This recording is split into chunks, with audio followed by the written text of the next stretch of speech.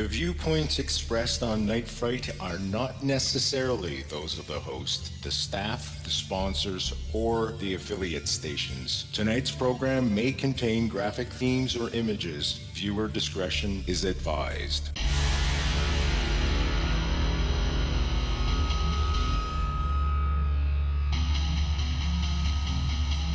There is a time for question. There is a time for answers. There is a time to challenge.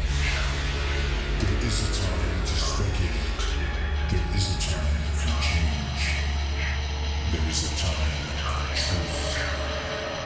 The time is now.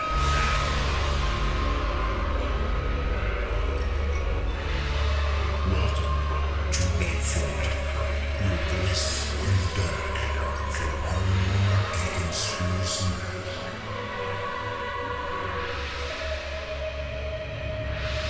And now your host, Brent Holland.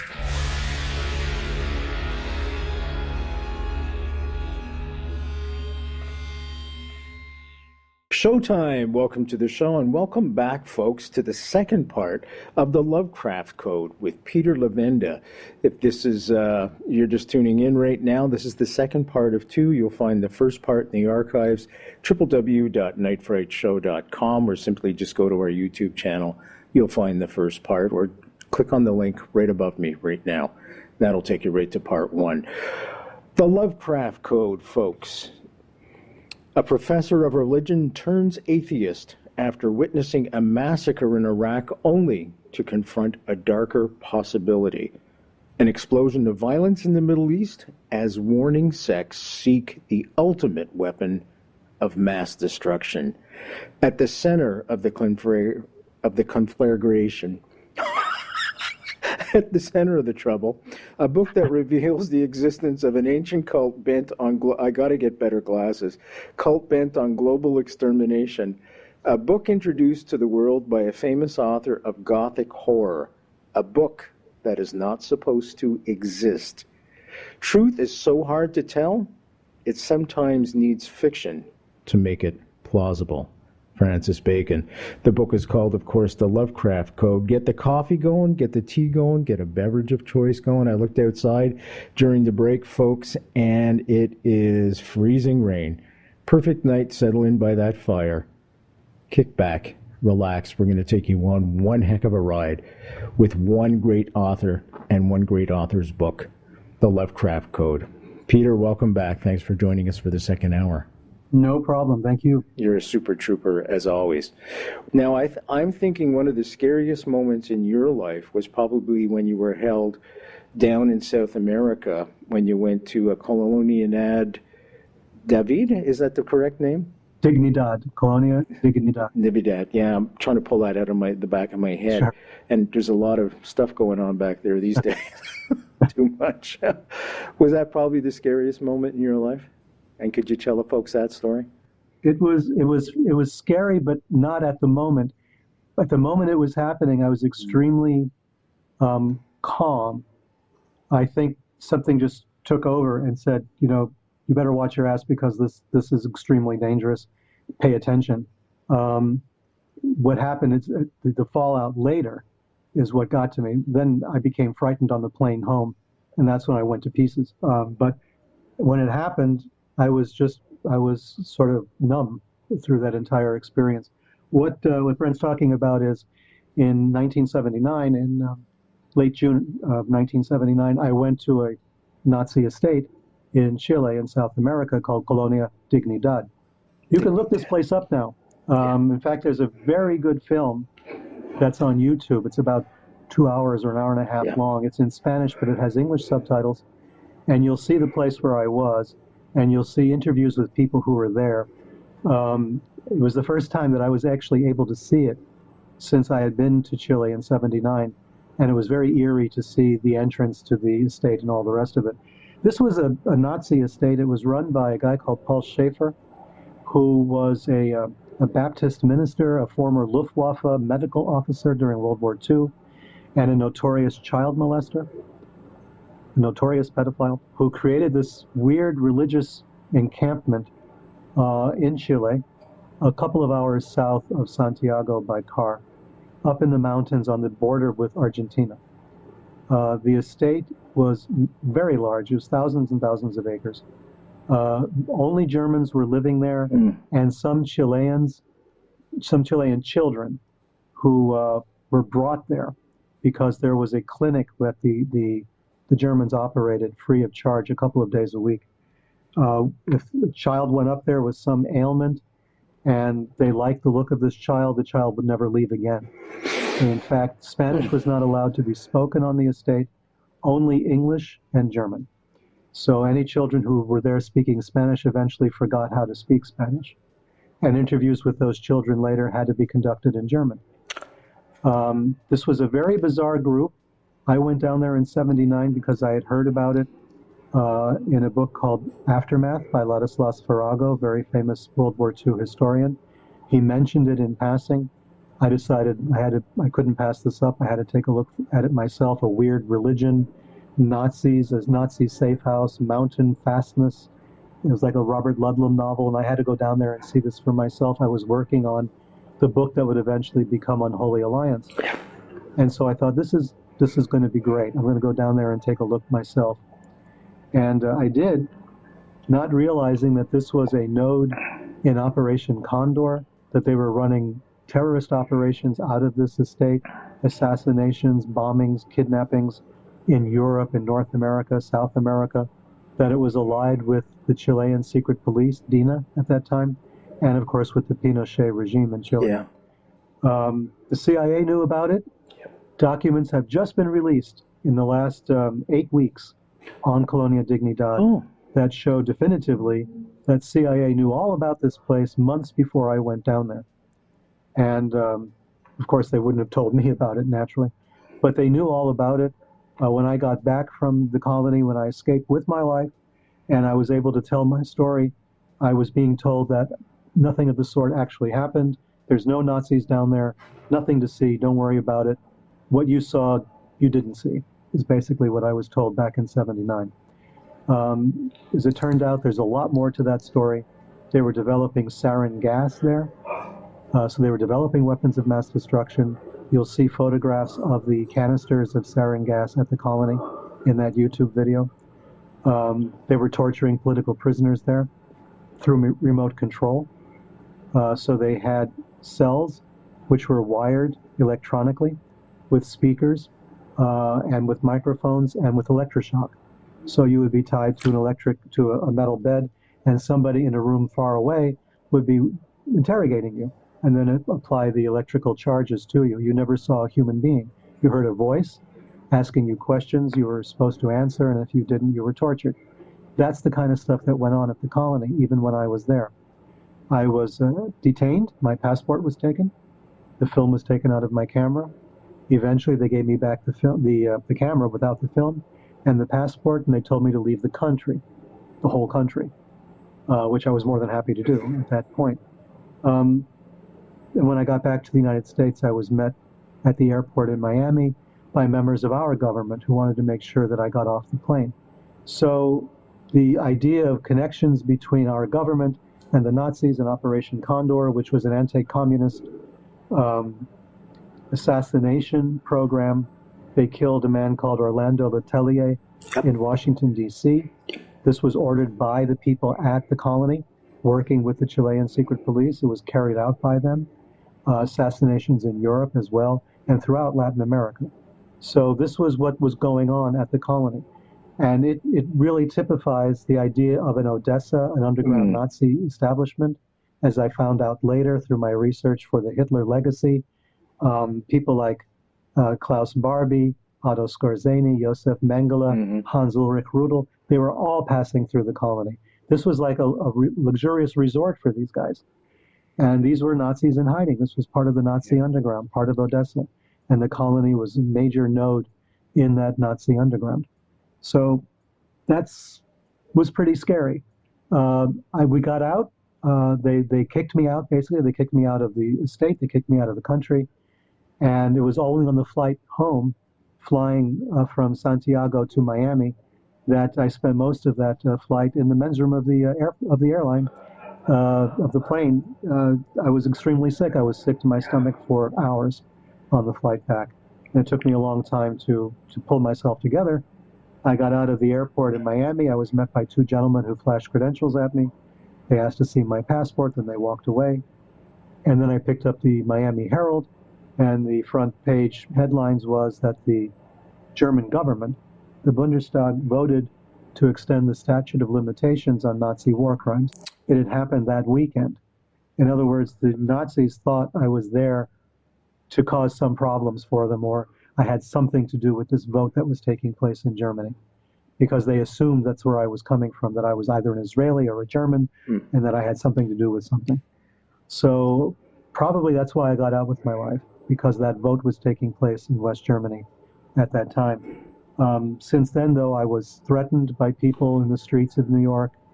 My life was threatened, and I was called all sorts of names, and I lost my job at the Bendix Corporation that I was working at the time. So all sorts of things started to happen. The Bendix Corporation was heavily embedded with the military-industrial complex. I mean, people there had security clearances. They were all involved with the DoD in one way or another, and with international, military operations around the world. So yeah, it was scary later. At the time I was just numb. I just kept my senses on full alert. How do I get out of this? What do I say? What are the right words to say? I'm in the middle of nowhere. I'm on a mountaintop by myself and one driver, local driver from Chile. And this guy's going to cut me loose for sure if anything was going on. So I just didn't know how I was going to get out. I did get out, and it was shortly thereafter that Boris Weisfeiler was picked up and taken to the colony and never seen again. Another American citizen. He was hiking in the area. The Chilean security forces picked him up. Don't know why they took him to the colony, but they did. And his whereabouts have been a mystery since then. And it's been more than 30 years now. We don't know what happened to Boris Weisfeiler. So others were not so lucky. Other people did not escape the colony. I happened to do it. It was a fluke. Did State ever contact you, or did you ever contact State? No, you wanted to get away from it as much as possible. No, I mean, I followed up. I called I called the Simon Wiesenthal people, for instance. Oh, and how did they react? They told me the same thing. I didn't see what I saw. What? Yeah. Simon Wiesenthal? Yeah. And it turned out later, as I found out, and I mentioned this in the Hitler Legacy, it turns out that the Simon Wiesenthal people had the word, do not follow up Colonia Dignidad. It doesn't exist. Ignore it. Forget about it. It's not there. And that was their official policy. Anytime they heard about the colony, their official policy was nothing to see there, nothing to do with us, no Nazis, move along. That sounds absolutely bizarre. I don't understand it. Some kind of geopolitical decision was made. Israel needed as many friends as it could get after the Eichmann snatch back in 1960. They made a lot of enemies by going to foreign countries and killing Nazis or kidnapping Nazis. So it looks as though a word came down. We're just not going to bother with this anymore. If there's a target of opportunity, maybe, but for the most part, we're going to pull back from this. We need friends in Latin America. And Chile was a very strong trading partner with Israel, especially for arms. So it may be that, Chile bought a lot of Uzis. So who knows? It may be something as simple as that. We just don't want to bother with this anymore. But whatever it was, I picked the wrong era to go after them, because Simon Wiesenthal turned me down. A number of places just basically said, no, what you saw really wasn't there. And it was only in the last couple of years that I've had the vindication and people saying, oh yeah, it was there, for sure. It was a Nazi estate. For sure they were killing people. For sure they were torturing people. And I have the records now. Hans Ulrich Rudel was there. I mean, all these guys were there. They knew very well what was going on there. So it was part of the Nazi underground. We were just not allowed to pursue that story. I'm trying to think who would be powerful enough to bring pressure on the Simon Wiesenthal Center. Folks, that's the center that was named after Simon Wiesenthal, who was the Nazi hunter that went through the Holocaust. They still exist today. It's Rabbi Marvin Eyer, H-E-I-R, that's in charge of it. And they go after Nazis all the time. As a matter of fact, I had Ephraim, what's his name, from Jerusalem on, the world's leading Nazi hunter. You'll find it in the archives anyways, and they always seem to be very pro getting Nazis. And I'm shocked that they would just turn their back on something so as dramatic as this, as horrific as this, and not even bother. I mean, it wasn't just one isolated Nazi living in an apartment somewhere. Yeah. This was an entire estate, that was part of Chile's actual governing, operation. I mean, these guys were friendly with Pinochet. They were part of all of that. They were part of the establishment, basically. Yeah. But huge compound. Huge. But it's the 1980s, and we had a President Reagan who said that the Soviet Union was the evil empire. Communism was the real enemy. The Nazis, not so much. So yeah, but where have we heard that before? Well, yeah, 1933, right? Yeah. Yep. So Ephraim Zuroff, by the way, is his name. Just came to me now. Yep. Wow. So I'm glad you're here with us. Any ramifications since then? Not particularly, no. I mean, I've talked about this a lot. I've tried to raise as much consciousness as possible about the colony. The colony is still there. They were raided a number of times once Pinochet lost power. And Schaefer was arrested finally. They found him in Argentina. He died in prison. He was convicted of child abuse. A lot of pedophile charges were lodged against him, and human rights abuses and everything else. But the colony is still there. A lot of the money of the colony went into Argentina. They opened up another operation in Argentina. But the colony is there. You can actually go and visit it. It's kind of a weird, kind of a German Disneyland operation they're setting up there. A little strange, but it's worth looking at the YouTube videos to get an idea of these people sort of in lederhosen and, dirndls and all the rest of it with the Bierstube and all that stuff going on, and trying to, call it the villa, the Bavarian Villa now, which is the new name, and kind of this little German, we're not dangerous, we're just Germans, kind of thing. So it's that's what's going on right now, But the real operation moved out of Chile and into Argentina, and that's where the smart money is right now. It looks like a lot of the money that was used to finance the colony was expatriated out of Chile. And it's been moving around various banks throughout Latin America, and I think overseas outside of Latin America as well. So they're still there. They're still trying to influence political realities in different countries. And I believe there are connections to certain terrorist organizations as well. So.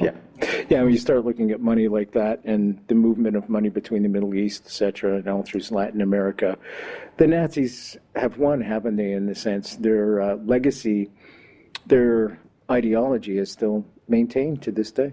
And it's growing now. Europe is seeing a resurgence of neo-Nazism. So it's coming back. We have to be very, very vigilant where this is concerned. Yeah. Biggest selling book, I think, in the Middle East is Mein Kampf, if I'm not mistaken. Yep. Where we left off, we were talking about the various aspects of the great old ones and cult rituals. Most of the cults that I write about in the Lovecraft Code are real. The esoteric order of Dagon is something that Lovecraft himself invented, but Dagon himself he didn't invent. That was an actual deity. So the idea that there might be a cult worshiping Dagon today is not really that far-fetched when you realize what's really going on out in the Middle East. I think one of the things I wanted to emphasize in the Lovecraft Code was that the Middle East is not monolithic. It's not just a bunch of Arabs who are all Muslims and who all hate America or something, There's this idea that it's all the same thing, and it's really, really not. Now, some people realize there's Sunni and Shia, different kinds of Muslim, right, for different reasons. They may not know what the differences are, but they know there's two different groups. Well, that is really painting with a broad brush. In Iraq alone, you've got dozens of different types of religious groups, none of which believe the same thing, many of which have nothing to do with Islam at all. The Yazidi are one of them. The Yazidi are like an important part of the Lovecraft Code's narrative, because the Yazidi really exist. They're a group that speaks a Kurdish dialect called Kurmanji. They are ethnically mysterious. They trace their origins back to Sumer. They literally trace their origins back to the earliest civilization in that part of the world. Their coat of arms has cuneiform writing on it, which just emphasizes the fact that they believe they came from the very first civilization on the planet. And their religion is nothing at all to do with Islam, Christianity, Judaism, or anything else. It's completely different, and they are hated by everyone. Yeah. You know, Saddam Hussein tried to destroy them. Various Muslim groups have tried to destroy them over the years. The Christians avoid them. The Jews avoid them. The other Kurds avoid them. Many Kurds are Muslim. The Yazidi are not. So they're in this strange sort of twilight zone. And they have their own shrines. They have their own texts. They have 2 books, one of which is called the Black Book. We believe we know what's in the Black Book. There have been versions of it that have been translated over the years, in the last 100 years or so. But we're not sure if that's really the book, or if it's something that was a forgery. So there's a lot of mystery about the Black Book. So we have these ideas about the Yazidi. They have serpent carvings on the entrances to their shrines. They also are believed to worship the devil. They revere Shaitan, or Satan. And the idea being that Satan will be the first of God's creatures to be welcomed back into heaven at the end of days. And then the second will be the Yazidi themselves as the very first people, according to their system. So they will follow Satan back into heaven. So it's given rise to this idea that they worship the devil. But they don't really worship the devil. They believe the devil was an honorable angel that fell because he disobeyed God's command to worship man, to bend the knee towards humans. Satan said, I bend the knee only towards God, because that was my original promise.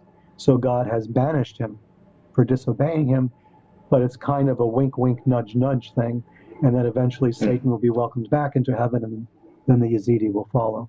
So this is one of the ways in which the Yazidi place themselves in the grand scheme of things. And that's just one group.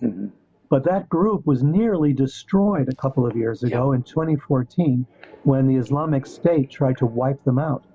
And they actually went and surrounded them at Mount Sinjar, which is their sacred mountain. And if it wasn't for last-minute efforts by coalition forces to go in and rescue them, they would have been completely decimated. And so we had this very bizarre situation where you had the Yazidi being discussed by the White House press secretary, you know. Whereas until then, the Yazidi was like this bizarre, weird little thing that nobody knew about, you know, that was being rumored they were devil worshippers. Aleister Crowley wrote about them, that they were devil worshippers. Lovecraft wrote about them in the horror at Red Hook, saying that they were devil worshippers, you know.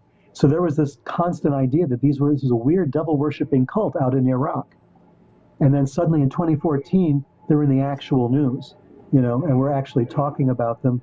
And we're still talking about them because they're in danger of being wiped out. And their women and children have been used as slaves and all the rest of it that we're all familiar with the Islamic State. So that's just one group, though. There's a whole bunch of other sects and cults and religious entities in that part of the world, not just in Iraq, but also in Iran. We think Iran is a monolithic group also, Shia Islam, and it's just one group and they're in charge of everything. But it's not.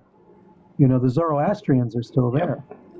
And they've been keeping a fire burning in the Zoroastrian temple for more than 3,000 years now. Are they still persecuted there, Peter? They are suppressed to a certain extent, yes. They're no longer allowed to bury their dead the way they used to, which was on top of what they call the Towers of Silence. They used to air bury their dead, bury them on top of mountains or in specially constructed I don't know what you would call them.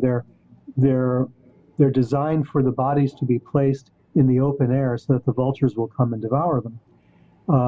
With the Ayatollahs coming in, they were the first ones to forbid this type of burial. So from now on, they're not allowed to do that anymore. So the Zoroastrians now have come up with a new way of burying their dead, which is in kind of concrete boxes underground. The idea is they don't want the bodies to touch the earth, to defile the earth. So they've come up with a different system for handling it. But you can still visit the Towers of Silence. They're still there in Iran, and tour groups go there. And, you know, they go to Yazd, which is the city in the center of Iran, which is mentioned in the Lovecraft Code. And you can actually go there and see the Towers of Silence. They're just not in use at this point. And that's just one group. And then there's Sufism and on and on and on, you know. Yeah. There's the Ali Haq. There's another group of people in Iran which is kind of a Sufi kind of sect that's there, which is strong. I mean, they have their own. They have thousands of followers. They're not doctrinaire Muslims. It's kind of like Protestants, right? You know, we have all, you know, United Church and this church and that church and, you know, and Lutheran and on and on and on and on. So it's the same type of deal. Same kind of an idea. Yeah. And we in the West tend to think it's all one thing. It's not. And a lot of people in the West believe that the Arabs are Iranians and vice versa. Right. And it's not. And it's not. It's definitely separate. Okay, that's the Middle East. Now, why is the Middle East such a focal point? Not only in your book, but today. What's going on in the Middle East? You never hear of a focal point, for example, in, I don't know, Canada, Kingston, Canada. You know, it's kind of calm here most days. You go have a cup of coffee. You know, it's not a focal point. Everybody's getting on. Why is the Middle East everybody's... Do you want it to be a focal point, Brent? Oh, gosh, no. Middle East, why is it such a tinderbox always? Well, it is where everything came from for us, at least in the West. I mean, not talking about China or Southeast Asia, but just focused on Europe. And I mean, it's really the heart of everything. Sumer was the very first civilization that we have any real records of. The civilization that gave us, you know, the flood story, and it gave us Adam and Eve, and gave us, you know, writing, and gave us all of these concepts really started in Sumer. And we didn't even know Sumer existed until about 150 years ago, you know. And when we discovered it, we realized, my goodness, it was all there. You know, there was all of these ziggurats, and there were all of this wild stuff was taking place in that part of the world. And it eventually morphed, and slowly but surely morphed into all kinds of other religions. But at heart, our origins seem to be there. And the Sumerians, as a people, probably had more in common with the Yazidi and the Kurds and the Iranians than they did with anyone else, because they were not a Semitic people. They were not Arabs. They were not Jews. Their language was completely different. And ethnically, racially, they seem to have been completely different. So they may have had more in common with the Yazidi. The Yazidi may be more right than we know where this is concerned. So if we're concerned about origins, and who, you know, among us who follows, you know, comic book heroes, we all want to know about origins, right? What's the origin of Superman? And what's the origin of Batman? And what's the origin of the Fantastic Four? Well, what's the origin of Western civilization? Yeah. And it's our origin story. It's in there somewhere. And the more we dig as to what's going on in the Middle East, the more we investigate the groups that are there, the wilder that story becomes. There's groups out there that defy imagination. There's still a group out there that believes that John the Baptist was the real Messiah, not Jesus. Not Jesus, you know, and they're still very active. And then you have the Assyrian Christians, you have Mazdaeans, you have the Syrian president, Assad, is not really a Muslim. He's an Alawi. And an Alawi is weird. An Alawi is basically an occultist. And that's why he gets along very well with the Iranians, who are Shia, because the Shia believe a lot of strange things, you know, things that the Sunni do not believe. And they kind of cozy up to these, you know, antinomian groups. And the Alawis are one of them. The Alawis, I believe, if I'm not mistaken, do not fast during Ramadan, as an example. There's all kinds of things that they break. That Bashar al-Assad belongs to this group, you know, which is one of the reasons why there's so much turmoil in Syria. They're being led by a man whose religion they have nothing in common with. And the Alawis have got the stranglehold on the Syrian government. So with support by, you know, the weird Shia coming out of Iran. So there's all kinds of stuff that's going on that we really need to know and understand, because otherwise we're just making blanket pronouncements on stuff we know nothing about. If we knew better, we might be able to handle the situation a little better, but we just don't. We don't want to know. It's just too much trouble. Too many languages, too much history, too much, you know, different groups fighting each other for whatever reason. And that's just, you know, touching the surface. And in the Lovecraft Code, we go from Iran into Afghanistan, you know, and Pakistan, and we're finding more pagan cults. I mean, in Afghanistan, there's the Kafiris. Yep. There's Kafiristan. which was made famous by Rudyard Kipling, the man who would be king. That's an actual place, Kafiristan. It's called Nuristan now, but it used to be called Kafiristan, because these were the last people to convert to Islam. They didn't convert into Islam until about 100 years ago. That's how long they held out. And according to the book, because I learned stuff from this book, folks, as you will too, Kafirs means non-believers. Right. So you see, this is the genius of this book. It ties in real-world scenarios and things and delivers it in such a way that it's a mystery. And each piece of the puzzle is revealed at the most important time. And just when you think you've got it all, another piece is revealed, and it keeps you wanting to turn that page. And you'll spend 2 or 3 nights awake, but that's okay, you know? Well, something to do this weekend, this coming. There you go. Okay. Yeah, there's the Ismailis as well. I should mention them. One of my best friends is Ismaili and the Aga Khan. The JFK Assassination, the definitive book by Brent Holland. From inside the Oval Office to Daily Plaza, first-person witness accounts. Order yours right now. nightfrightshow.com. So we've got the Middle East as the focal point, the tinderbox. Now they're looking for the ultimate weapon of mass destruction. Now I can't tell you what that is, folks, but let me tell you, when you find out at the end, you're going to be blown away. That's the mystery of it all. You mentioned the press before and the Western world, that we've been presented this certain glossed over 30-second soundbite version of the Middle East, and he's learning more about the background and the history. It's giving him a more realistic perspective and a better understanding.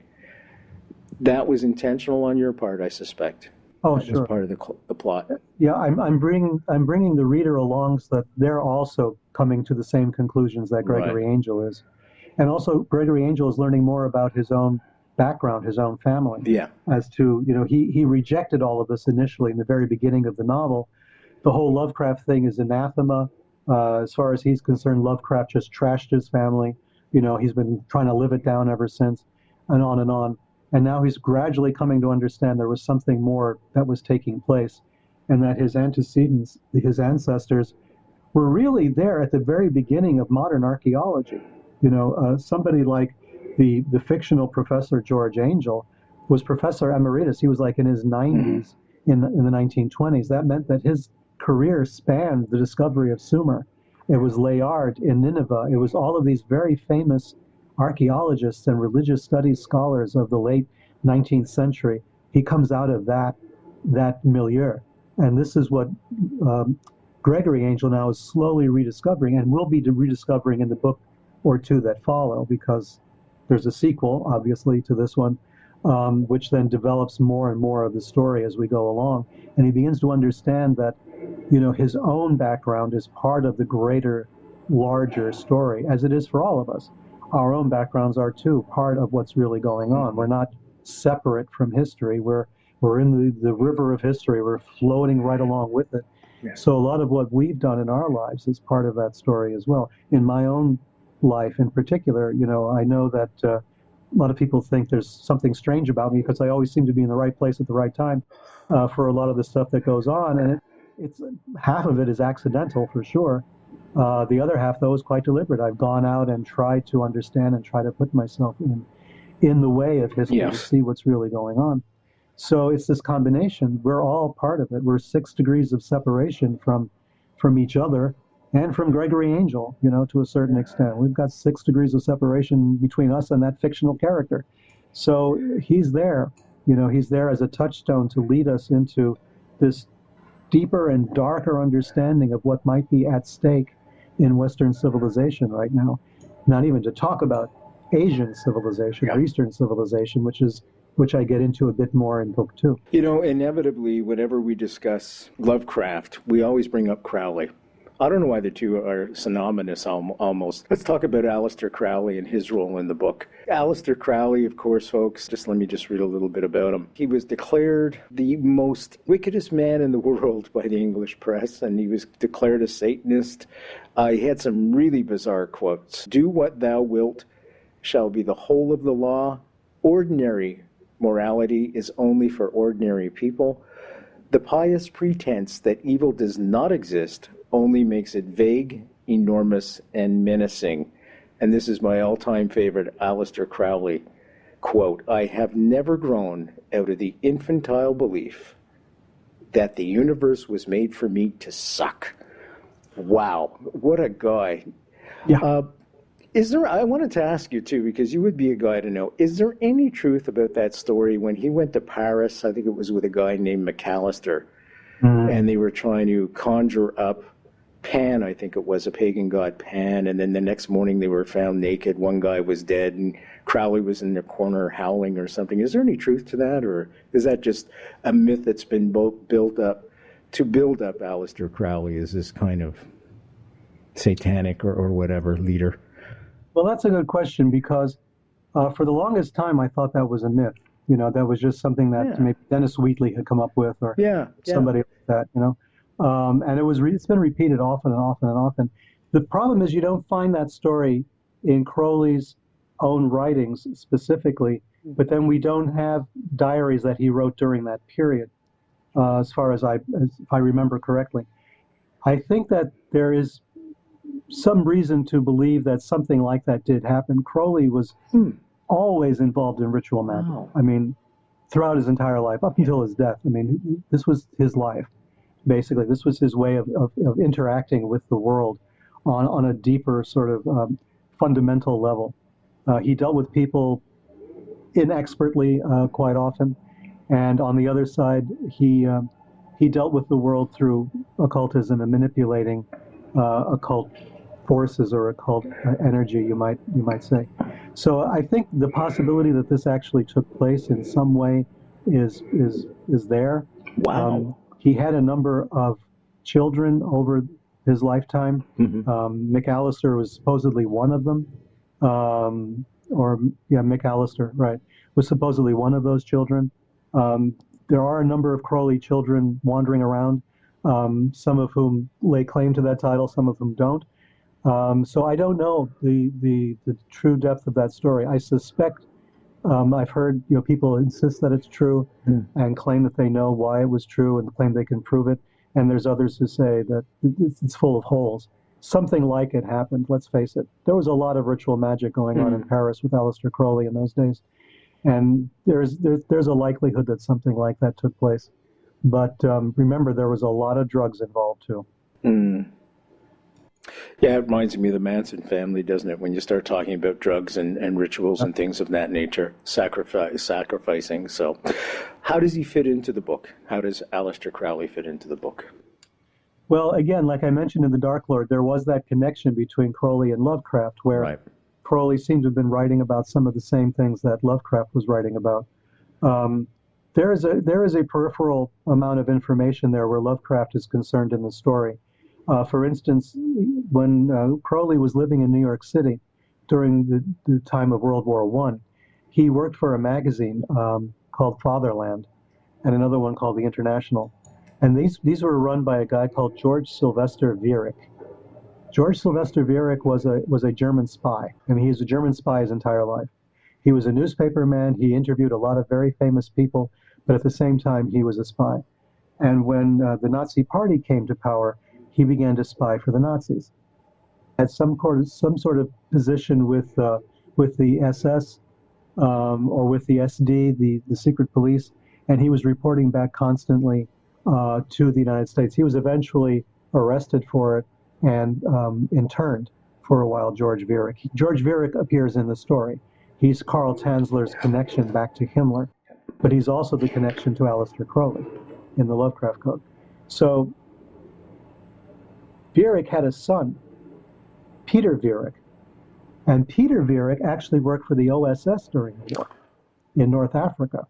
So the son of a famous Nazi spy was working for our Office of Strategic Services, the forerunner of the CIA, in North Africa, and eventually for the invasion of Italy. So Peter Viereck was front and center there working for us while his father was in prison because he was a Nazi. And Viereck and Crowley were thick as thieves at one point. So it's a small world, I mean, when you start pulling these threads, suddenly you find that everybody seemed to know everybody else. And Crowley, for his part, was also working as an intelligence agent for British intelligence. So a lot of what Crowley was doing with Viereck was really reporting back to British intelligence. Yeah. And they used him as well in the 1930s and up until World War II. Ian Fleming and Dennis Wheatley were both considering using Crowley in some capacity as an intelligence agent against the Germans because he had such excellent connections with the Germans, the German secret societies. Can we stay there just for a second? Is there any truth to the fact that he was involved with bringing Hess over when he left Germany and flew to Britain to try and seek Peace, quote unquote? There might have been because Crowley was being enlisted to tell British intelligence what the German astrologers were telling Hitler and Himmler and everyone else. So there might have been a connection. There's the rumor that Crowley had something to do with it. I think it was scant. I think that Crowley, gave advice and gave points of view. I don't think he was actually involved in an operation. I don't think anyone would have trusted Crowley with a covert operation. But I think they would have used him as a consultant, and they would have used his expertise with the German occult community to tell British intelligence what was going on and what the likelihood was of managing to seduce Hess to come over into England. The funny part about that is, though, once Hess left Germany and wound up in England, nobody did anything with him. They threw him in jail and threw away the key. So Tower of London for the rest of the war? Yeah. Yeah. Don't get it. I find that mysterious, quite frankly. So. Any speculation as to why? I had a Pulitzer, a writer on Tom Lipscomb did some research, and he says it was because there was a coup set to take place and overthrow Churchill, and the monarchy was part of it. I don't know if there's any truth to that. I'd just like to get your perspective. And then we'll get back to the book. Well, I mean, he was going to see the very famous pro-Nazi Duke, for sure. Yeah. And, Germany knew that there was a lot of pro-Nazi sentiment among the nobility. As we know, what's his name? The prince who abdicated. Yeah. Oh, my God. The King's Speech. I just saw. Right. Wallace Simpson. Thank you. Yeah. He was a pro-Nazi. I mean, he was suspected of being a Nazi spy. The British were keeping an eye on him in the Caribbean because they thought he was meeting with Nazi agents all the time. So there was this strong pro-Nazi sentiment among the British royalty. So I don't put it past them where that's concerned. I just remember that very famous quotation of Winston Churchill when he was notified that Hess had landed and they had captured him. And they said, do you want to talk to him? And Churchill said no. It was movie night. And he said, Hess or no Hess, I'm going to see the Marx Brothers. And I thought that's just priceless. It's perfect Churchill. Yeah. Hess, Marx Brothers. Yeah, we'll go with the Marx. I love the Marx Brothers. I might have done the same thing. Who knows? And I like cigars and brandy. Well, what can I tell you, folks? Now we're really getting off subject. The Lovecraft Code, folks. Peter Levenda. And when Peter's here, we go everywhere and anywhere, and you're going to learn a lot without question. What I love about the book, Peter, is the mystery behind it. And did you sketch it out? Did you make a grand plan? Did that grand plan change over the course of the writing of the book? How did you start? Yeah, I kind of knew where it was going, but the problem... Was it different than nonfiction has a certain... What's the word I'm looking for? It has a certain a ring to it, if you will. It has a certain definition. You're defined. The corners are more defined. Is this more loosey-goosey?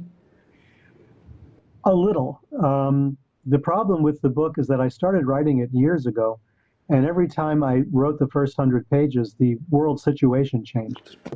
And it kept on changing, and it kept on changing. I had to rewrite until finally I said, enough is enough. This is it. We're going to stop here. I always pretty much knew where the ending was going to lead. That I knew. Some of the stuff in the middle, no. I had to work my way through it. But I knew the story I wanted to tell, and I knew that the information was there. I just had to build slowly, as if I was building a nonfiction book, because I wanted to tell certain factual things along the way and use Gregory Angel's journey as a way of doing that. The narrative is just a way to stitch these things together and to show what's going on, not only in the world itself, but also in Gregory Angel's own psyche, because I've had a lot of sympathy for what that character would be going through and why he would go through it. Can you give us an example? Just for people that are just tuning in now and didn't hear the first part of the show. Yeah, well, Gregory Angel has a lot of issues. I mean, here's a person who had his life set out for him. He came from an august family in Rhode Island. These were all, academics, people with the tremendous credentials in Asian languages and what they used to call Oriental languages, which meant Hebrew and Arabic and Farsi and Urdu and all the rest of it. So he had this background there, and he had a background in archaeology. He was a guy who went on digs in the Middle East. He was very familiar with the Dead Sea Scrolls and the Nag Hammadi texts and all of these Gnostic things. And he was in his element with that. And it all has to do with religion. It all has to do with God in a general way anyway. And at a certain point, he witnesses a massacre and he loses his faith almost immediately. He becomes a kind of Richard Dawkins, Christopher Hitchens atheist. Religion is evil. It causes all this bloodshed and horror. I don't want anything more to do with it. But here I am. I'm in my 40s and I'm a religious studies professor. Now what do I do? So he's very conflicted. And it's this conflict that really attracted me. I thought this is an interesting place to be because he's conflicted about something which is kind of invisible. He's conflicted over God, And is there more to what's going on in the world than a kind of simplistic God versus the devil kind of binary system, or your religion versus my religion? He's going through that. He's going past it. He's saying there's something else going on here. And, the world is at stake. The sanity of the world is at stake. We have to get past this. We have to see what is really behind all of this. There's something dark at the heart of all of this. And Angel is gradually coming to see that. He's resisting it mightily because he doesn't want to accept anything that might be construed as a supernatural explanation. And yet the supernatural may be the only way in for him to understand what's really going on. And do you have to accept God if you accept the supernatural? These are all questions now he has to confront and face step by step, and there's no guidebook for it. Peter, have you had supernatural things happen in your life, and could you share a few? More than just synchronicities that can't be explained. I'll answer the first part of that question second, and the second part of that question first. I can't really describe them, but yes, I've had supernatural, experiences. I have. I don't want to really go into details about them because people will think that I'm insane more than they already do. But I have seen things that should not have taken place. I think it's part of the human condition that everybody has a paranormal experience. It could be as simple as thinking of someone, the telephone rings and there they are, or walking into a creepy place and the hair stands up in the back of your head. I can't think of one person alive today that has not had an experience like that. Therefore, there's something out there. But I didn't mean to interrupt you. I just wanted to give you validation that if you want to go there, you are not going to be ostracized on this show. That's for sure. The point I want to make, though, is that it's a bit more than that. Okay. And it involves things that people tell me, people who are very astute in these sorts of things told me that I didn't see and that I did not experience. And it's because I was tricked or I was fooled or it was stage magic or something. Let's make it simple, a levitation. Now, to see a solid object levitate, okay, it's suggestion, it's hypnosis, it's a stage magician, it's somebody playing a trick on you. But in my case, it was just my own immediate family when I was a kid. No possibility of a trick, nobody with that kind of training to pull it off. So I did see something which I cannot explain to this day. It's inexplicable. And I remember it vividly. It's one of those things that doesn't leave you. And I don't know where to put it, and it's possible that in some way there is a scientific explanation for it. And maybe psychokinesis is a thing, and maybe it is something that actually is a byproduct of the human mind. I'm willing to accept any kind of explanation for it. It's just that no one's been able to explain it to me, satisfactorily so far. Was it a good feeling afterwards or an uneasy feeling? How did you feel after the experience? I just thought it was cool. Okay. Yeah. It was a cool feeling. It was like, wow. And it was spooky. The aftermath was a bit spooky, sure. There's sort of, you suddenly realize, wait a minute, this isn't right. And I'm still a high school student, so I have to go back to high school the next day where they're going to tell me, basically what I saw didn't happen. devise the laws of physics. So I kept my mouth shut. I think there was a message involved very often. I had this happen to me. My mom passed away, and she came and visited me in a dream. I know that's very common for a lot of people, and a lot of people will just poo-poo it. But many people have had manifestations of dead relatives just after they've passed away. Sure. Do you think there was a message involved in what you saw? Not particularly. I mean, the circumstances would take too long to explain it at this point. But there was no particular spiritual message. There was nothing associated with it. It happened in a set of circumstances that was conducive to spooky stuff going on. Mm-hmm. But there was no overriding spiritual message that I got from it that I think was intended. I think it was just happening, which is why I became very interested in the idea of psychokinesis and the fact that children are often involved. I mean, I was involved. I was still a child. I was a high school kid. Mm-hmm. So I was wondering if there was the connection between children and psychokinesis or poltergeist type activity, that kind of thing, So I was fascinated by that and followed up stories like that. I joined the American Society for Psychical Research back when I was a teenager at that time in the Bronx, and followed up that kind of stuff, try to figure out, talk to people, try to understand it. But everybody's response was pretty much the same. Well, we don't know. Yeah, stuff like that happens. Go figure. And even at the ASPR, they didn't know how to. They just say, well, we're still studying this stuff. We just really don't have an answer. Yeah, it's very strange when things like that have happened. Many people come on this show and tell similar stories, and they can't explain it, and they're afraid to talk about it because they don't want to be ostracized or, put in a box and said, oh, you're strange, you're weird, and all this stuff. So I think by talking about it and getting it out there in the open, more and more people will feel free in coming forward and telling their own stories. Let's go back to your book. How many books are planned? I'm planning 3. The second one is I'm halfway into it right now. We're planning a release in about a year or so for the second book. It's going to be called Dunwich, and it's based on the Dunwich Horror, which is probably his second most famous short story out of Lovecraft, but with some of the same ideas and some of the same things, but expanded to include the ideas that are in the Dunwich Horror, which is genetics and hybrids and that sort of thing. Still with some of the same ideas, some of the same cults, some of the same concepts, and some of the same characters.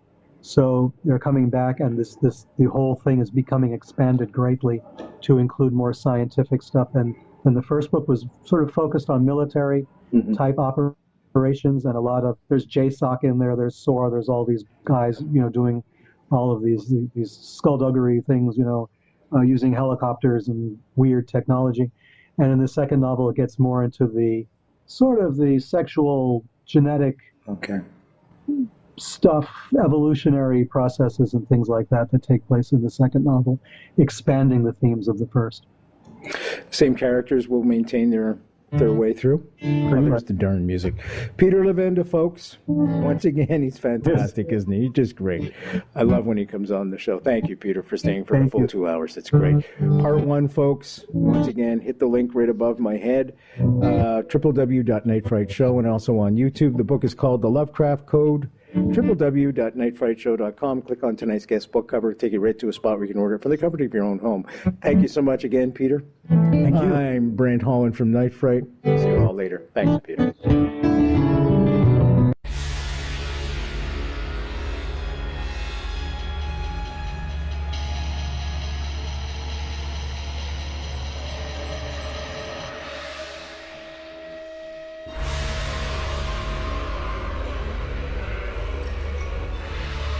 You're listening to Night Fright and your host, Brent Holland. The time is now. Your voice in the dark for paranormal and conspiracy.